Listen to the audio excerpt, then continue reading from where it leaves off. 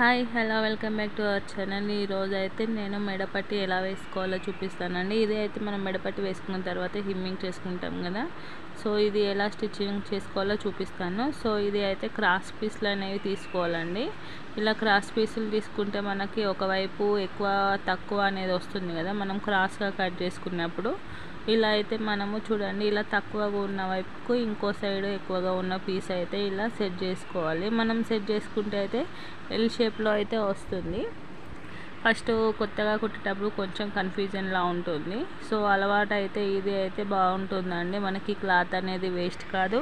Jointing చేసిన తర్వాత కూడా మనకి జాయింటింగ్ అనేది కనబడకుండా నీట్గా ఉంటుంది. సో మనకి బ్లౌజ్కి అయితే ఎంతవరకు సరిపోతుందో అయితే మనమైతే ఇలా కొంచెం ఎక్కువైనా కూడా ఈ క్రాస్ పీస్లని అయితే ఇలా జాయింటింగ్ అయితే చేసుకోవాలి. వీలైనంత వరకు క్రాస్గానే జాయింటింగ్ అనేది చేసుకోవాలి. ఇలా ఎక్స్ట్రా ఏమైనా క్లాత్ ఉంటే కట్ చేసుకుంటే సరిపోతుంది.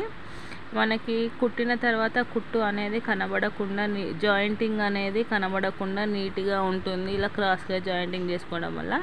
అలాగే మనము ఇలా బ్లౌజ్కి అయితే మెడపట్టి అయితే వేసుకుంటాం కదా, షోల్డర్ దగ్గర ఉన్న జాయింట్ అయితే బ్యాక్ సైడ్కి ఫోల్డింగ్ చేసి పెట్టుకోవాలి స్టిచ్చింగ్ చేసేటప్పుడు. అలాగే ఉక్స్ పట్టి కాజా పట్టి రెండు ఈక్వల్గా ఉన్నాయా లేవా అనేది అయితే చూసుకోవాలి. ఎందుకంటే మనం ఇలా మెడపట్టి వేసిన తర్వాత ఎక్కువ తక్కువ వస్తే మళ్ళీ సెట్ చేసుకోవడానికి కష్టమైపోతుంది కదా, సో అందుకే స్టిచ్చింగ్ చేసే ముందే చూసుకోవాలి. సో ఇలా కాజా పట్టి దగ్గర అయితే ఇలా పెట్టుకోవాలండి. ఒక 1/2 ఇంచ్ వరకు అయితే మనం లోపలి వైపునకి ఫోల్డింగ్ చేయాలి. ఇలా చూడండి, ఫోల్డింగ్ చేసి ఒక 1/2 ఇంచు డిస్టెన్స్లో అయితే మనము ఈ క్రాస్ పీస్ని బ్లౌజ్కి అయితే జాయింటింగ్ అనేది చేసుకోవాలి. చూడండి, ఇక్కడ నేను చేస్తున్న విధంగా అయితే మీరు బ్లౌజ్కి ఇలా పంపకం పట్టీని జాయింటింగ్ చేశారు అంటే చాలా పర్ఫెక్ట్గా వస్తుంది. అలాగే ఇక్కడ చూడండి, షోల్డర్ దగ్గర ఉంది కదండి, ఇది అయితే బ్యాక్ సైడ్ మనకి బ్యాక్ పార్ట్ సైడ్కి వచ్చేట్టు ఫోల్డింగ్ చేసుకోవాలి. ఇలా పంపకం పట్టీ చేసేటప్పుడు కానీ హ్యాండ్ జాయింటింగ్ చేసేటప్పుడు కానీ ఆ షోల్డర్ మీద ఉన్న జాయింట్ అనేది బ్యాక్ సైడ్కే ఉండాలి.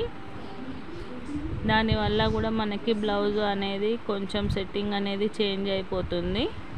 సో బ్లౌజ్ ఫినిషింగ్ అనేది నీట్గా రావాలన్నా, ఫిట్టింగ్ అనేది పర్ఫెక్ట్గా రావాలన్నా కూడా కొన్ని టిప్స్ అనేవి కంపల్సరీగా ఫాలో అవ్వాలి.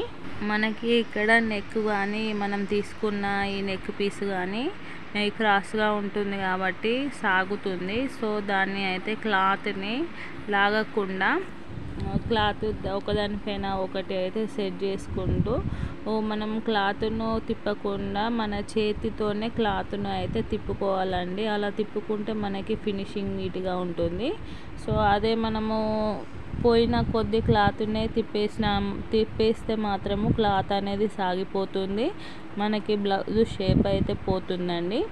సో ఇక్కడ చివరిన వరకే వచ్చింది కదా, సో చివరిన కూడా ఎక్స్ట్రా అనేది కట్ చేసుకోవాలి. కట్ చేసుకొని మళ్ళీ ఒక 1/2 ఇంచ్ వరకు అయితే ఇలా లోపలికి అయితే ఫోల్డింగ్ చేయాలండి. ఫోల్డింగ్ చేసి దానిపై నుండి అయితే కుట్టు వేసుకోవాలి.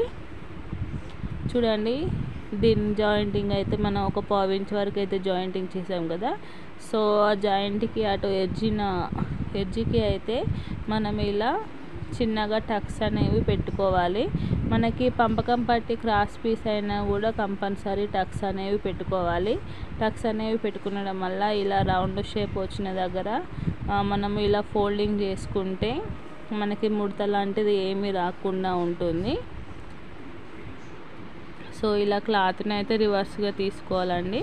తీసుకొని మనం ఇంతకుముందు మెయిన్ క్లాత్కి ఉన్న ఈ లైనింగ్ని అయితే జాయింటింగ్ అనేది చేసాం కదా, సో ఎక్కడి వరకు జాయింటింగ్ చేసామో అంతా మళ్ళీ దానికి ఫోల్డింగ్ చేయాలి. అంటే ఒక 1/2 ఇంచ్ వరకు అయితే ఫోల్డింగ్ చేసుకుంటే సరిపోతుంది. ఎక్స్ట్రా క్లాత్ అంతా ఇలా లోపలికి అనుకుంటూ మనకి ఇలా ఫింగర్ పెట్టి చూస్తే తెలుస్తుంది కదండి, లోపల ఇంకో క్లాత్ ఉన్న అది ఎక్కడి వరకు ఉందో అక్కడి వరకు అయితే ఫోల్డింగ్ చేసుకోవాలి.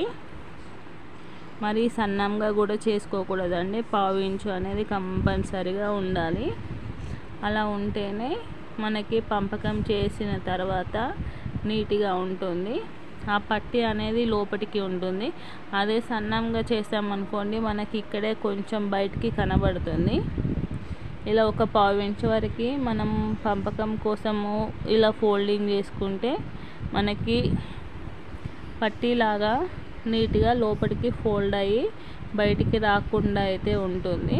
సో ఇలా ఫోల్డింగ్ చేసేటప్పుడు కూడా కరెక్ట్గా చేసుకోవాలి, లేదంటే ఎక్కువ తక్కువ ఫోల్డింగ్ అయితే వస్తుంది. కాబట్టి ఈ అంత స్టార్టింగ్ నుంచి ఎండింగ్ వరకు ఒకే లెవెల్లో ఫోల్డింగ్ చేసుకుంటూ అయితే ఇలా ఆ ఫోల్డింగ్ పైనే, అంటే ఈ ఎక్స్ట్రా క్లాత్ అనేది ఉంది కదండి మనం పంపకం కోసం వేసే క్లాత్, ఆ క్లాత్ పైన మాత్రమే స్టిచ్చింగ్ అనేది వేసుకోవాలి.